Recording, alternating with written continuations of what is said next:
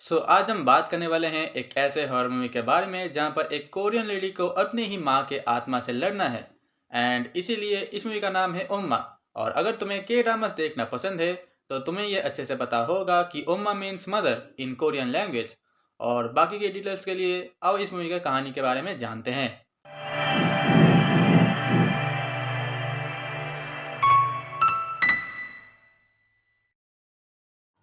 कहानी का शुरुआती दौर में हमें कोरियन अमेरिकन लेडी को देखते हैं जिनका कोरियन नाम है पार्क सो योन और अमेरिकन नाम है अमांडा।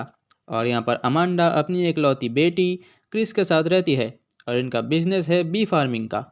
इनकी ज़िंदगी बहुत ही अच्छी चल रही थी जहाँ हमारी मुलाकात होती है डैनी से, जो कि इनका दोस्त और डिस्ट्रीब्यूटर है। डैनी अमांडा से कहता है कि किसी लाइफस्टाइल इन्फ्लुएंसर ने इनकी हनी के बारे में ऑनलाइन पोस्ट किया है, जिससे कि इनका प्रोडक्ट वायरल हो गया है और इसीलिए अब उनको ज़्यादा काम करना पड़ेगा। खैर, इसके बाद सडनली अमांडा के घर में उसके अंकल आ जाते हैं और वो ये न्यूज़ देते हैं कि अमांडा की माँ मर चुकी है और वो उनकी अस्थियाँ एक ट्रंक में अमांडा के पास छोड़ जाते हैं।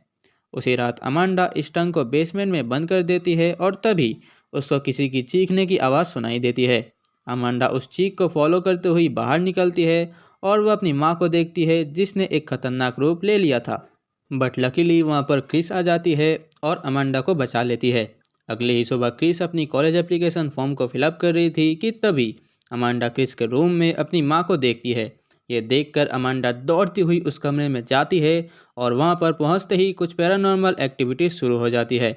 खिड़की के बाहर बहुत सारी मधुमक्खियाँ इकट्ठी हो जाती है जिससे कि कमरे में पूरा अंधेरा हो जाता है। और तभी अमांडा अपनी माँ की आवाज़ सुनती है। वो अमांडा से कहती है कि वो उसके बिना नहीं रह सकती।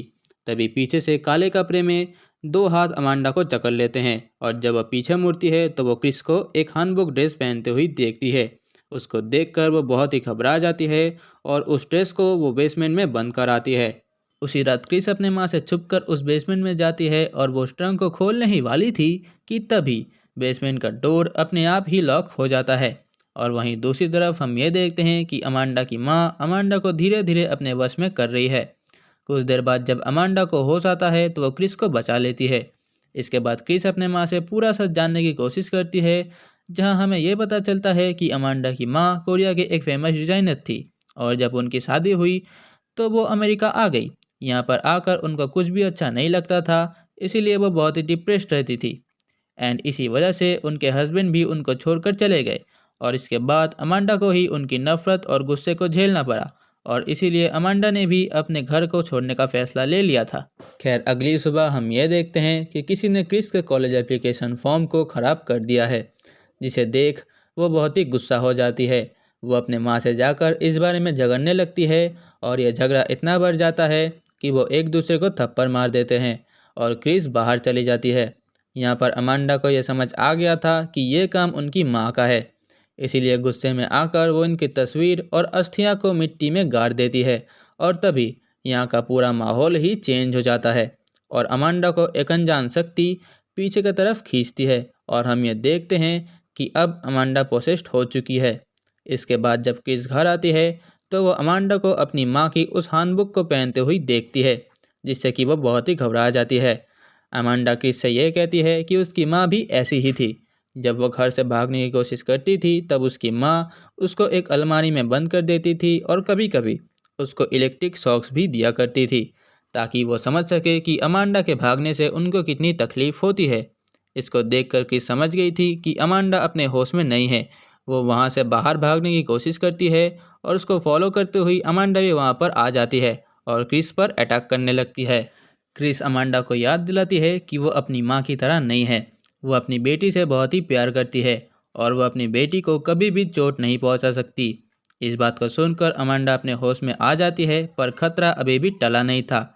अमांडा की माँ उसको एक गड्ढे में खींच लेती है और वो उस दुनिया में जाती है जहाँ उसकी माँ की आत्मा कैद है। अमांडा अपनी माँ को यह समझाती है कि वह मानती है कि कोरिया से अमेरिका का सफ़र उनके लिए अच्छा नहीं था, पर इसी वजह से उन्होंने अपनी बेटी की ज़िंदगी को भी बर्बाद कर दिया, जो कि बिल्कुल भी सही नहीं था। अमांडा अपनी माँ से यह कहती है कि अब वो उनका बोझ नहीं उठा सकती, अब उनका वक्त ख़त्म हो चुका है। एंड इसके बाद फाइनली वो अपने दुनिया में वापस आ जाती है। And at the last scene हम ये देखते हैं कि अमांडा और क्रिस उनको श्रद्धांजलि देते हैं और क्रिस अपने कॉलेज के लिए निकल पड़ती है। एंड इसके साथ इस मूवी को एंड किया जाता है। देखो, इस मूवी की कहानी बहुत ही स्ट्रेट फॉरवर्ड थी, जहां हमें माँ बेटी के खराब रिलेशनशिप और ट्रॉमा के बारे में बताया गया।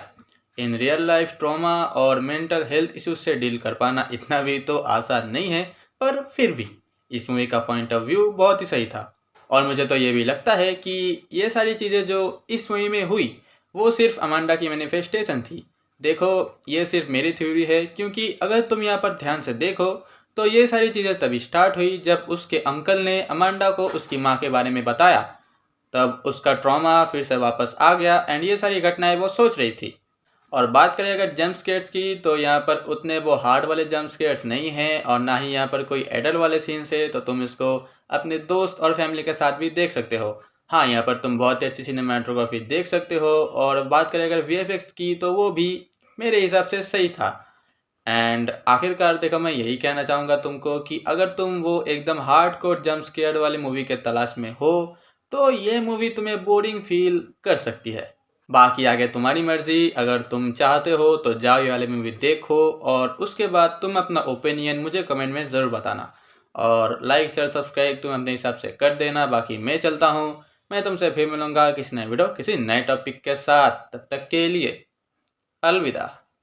गुलाब जइसन खिलल बारू तू हमरा से मिलल बारू कतल दिल के करत बारू तू हमरा से मिलल बारू।